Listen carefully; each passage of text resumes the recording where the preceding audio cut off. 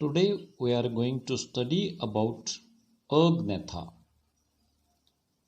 We are going to classify the subphylum Vertebrata or Craniata. The special features, that is the presence of cranium, that is the brain box, and presence of the vertebral column.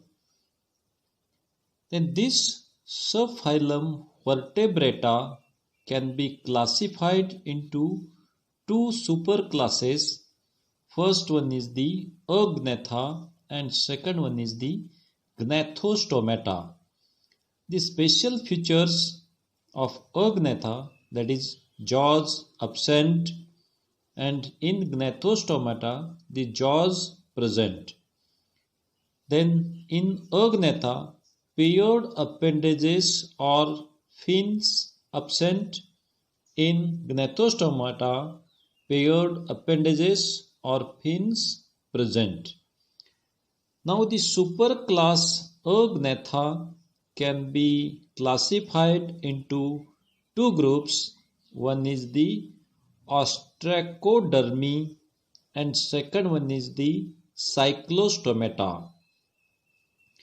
The group Ostracodermi, that is the animals which include this group, are all ancient armed fishes, and all these animals are extincted now. Now we will see the group second, that is Cyclostomata.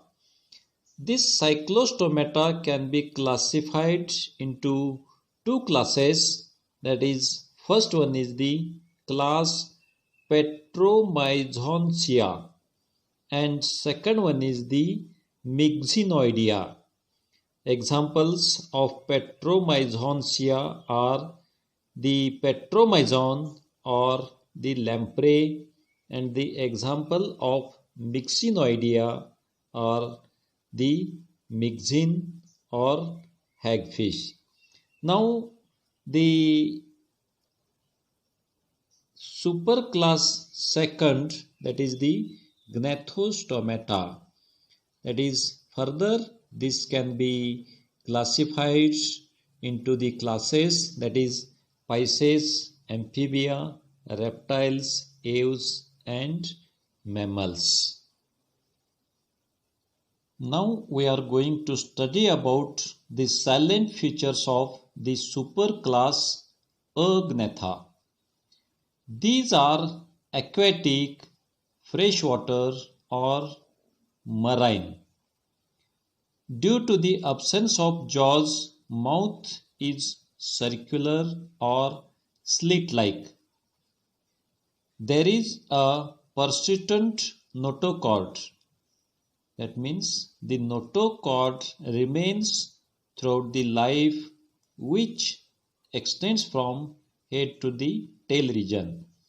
There is no vertebral column. Paired fins or appendages are absent. There is a single median nasal aperture is present. Respiration is with the help of internal gills which are situated in gill pouches. And this superclass Agnatha is further classified into two groups, that is Ostracodermi and Cyclostomata. So first we are going to study about the silent features of the group Ostracodermi. The word Ostracodermi is also derived from a Greek word, that is the ostrakon means cell and derma means skin. That is, the head was encased in a shield which is made up of bony dermal plates.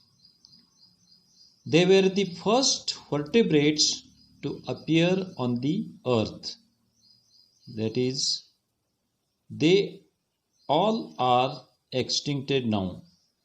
Fish-like body, that is, it looks like a fish and the body is dorso-ventrally flattened. Small to medium size, that is about 30 centimeters in length. Large head and gill region and tapering muscular trunk and a tail fin. The vertebra is absent, then a pair of lateral eyes and a median pineal eye was present. Mouth was anterior and ventral and without jaws and teeth. They used their muscular pharynx to create a suction that pulled small and slow moving prey into mouth. That is, the muscular movement is helpful for catching the prey to animal. For example, cephalopsis. You see the example, that is cephalaspis. It looks like a fish, that is, body is dorso-ventrally flattened. The head is enlarged and tapering towards the tail region. You see there is presence of the lateral eye and a median nostril, and at the tail region there is presence of the caudal fin and dorsal fin. Then we study about the salient features of group Cyclostomata. The Cyclostomata word is also derived from Greek word, that is, the cyclos means circular and stoma means mouth. That is, the animals which include in this group all have circular mouth. Then presence of suctorial circular mouth without jaws. Then teeth are present in the mouth which are horny. Notochord is present. Tongue is muscular. Body is round and elongated, but the tail is laterally compressed. The adults are parasite and can live both in fresh water as well as marine water. Paired fins or appendages are absent.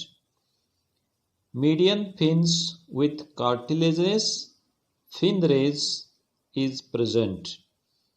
No scales on the body, so the skin is soft, smooth and slimy. There is presence of a single median nasal aperture. Then heart is two-chambered.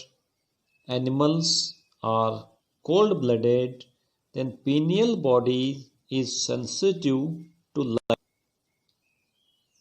Gills are the respiratory organs, and there are about 6 to 14 pairs of internal gills, and these gills are situated in gill pouches.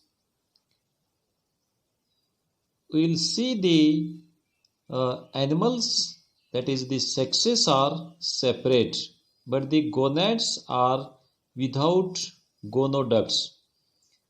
Fertilization is external, that is, after formation of the zygote, the fertilization takes place outside the body. Development is direct, or in some cases it is indirect.